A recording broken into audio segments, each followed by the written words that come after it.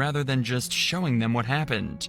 He's enjoying this far too much, to the point where he's actually just made a huge mistake. He just told the detectives that he shot Michael here, in the hallway, not in the garage where it actually happened. Of course, the detectives don't know that yet, but this will later become one of the biggest clues they'll use to try and convict him. I don't know how many times I shot him, but I just kept right on going. Boom! Boom! Boom! Just laying there, and I look back because then I'm trying to make sure everything's cool, kind of stepping back like that, and about that time I heard the really, really loud noise, and what had happened is I guess he had hit the refrigerator, and when I heard that noise it really did scare me, and I boom, boom! Except the door didn't come down. So according to Tom, he put a total of between 7 and 8 shots into Michael, 6 in the hallway, and a couple more near the door to the garage. And then started coming back down this way. He wasn't moving. Some noise. Sharon? Sharon! Sharon! She's not. What are you doing now? I'm just kind of trying to see if anything else is going on. You know, like there's anybody around. And Sharon's laying right here.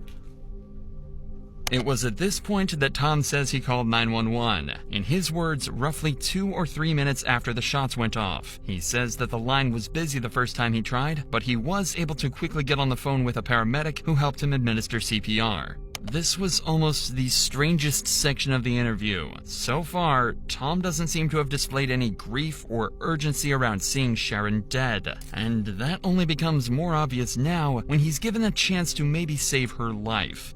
Listen to the way he describes giving CPR to Sharon, and see if it sounds at all like what a grieving husband would say.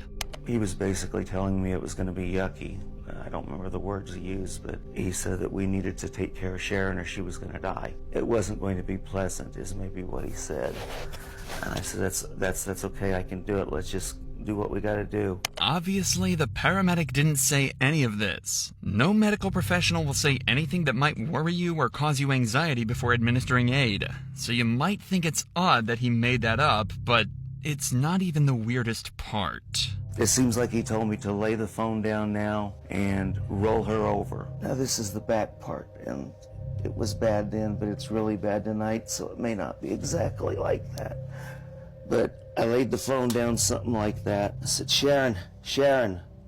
I'm trying to get her to respond in some way. So I tried to roll her over several times, and I couldn't get her over. It's just too much weight for me. It was hurting me, and I remember grunting and trying to get her over. I just had to jerk her. It wasn't like a gentle, loving thing by any means. It was like, and about the third time it jerked enough that she got up kind of straight up, and I could just kind of push her over. And I know the whole time I'm probably crying and yelling, Sharon, talk to me, something like that. And she came over, and it was the grossest thing I had ever seen in my life. The last things on your mind when you're trying to save your dying wife should be how gross it looks, or how tired you're getting.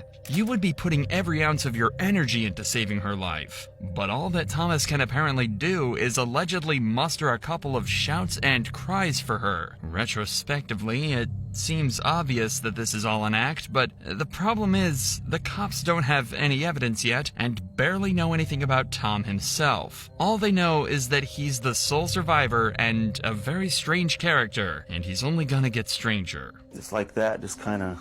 So he stepped into the doorway and squared off on you? Kind of, yeah. More of a... back there. So Nah, maybe about right doing? there. He was looking for it first. I thought he was looking at something, but I guess he was just looking through me. Because you guys are just inches away from each other. Just really. a few inches away, and he's going. I had just come down with the gun, and you could see my gun. I had the gun, Okay. And he's doing for something. I don't know what he's doing. He's either getting a gun or gonna me because he's doing something with his pants. He's facing this way, and he's got both hands, or just one? I think just one, but I don't know for sure. I wasn't really paying attention to what he was grabbing at.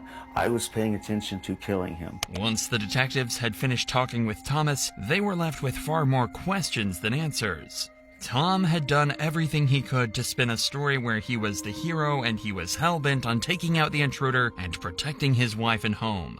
But something just felt off. This is when the investigators decided to do some more research into Tom himself, and they found that he's had more than his fair share of brushes with the law.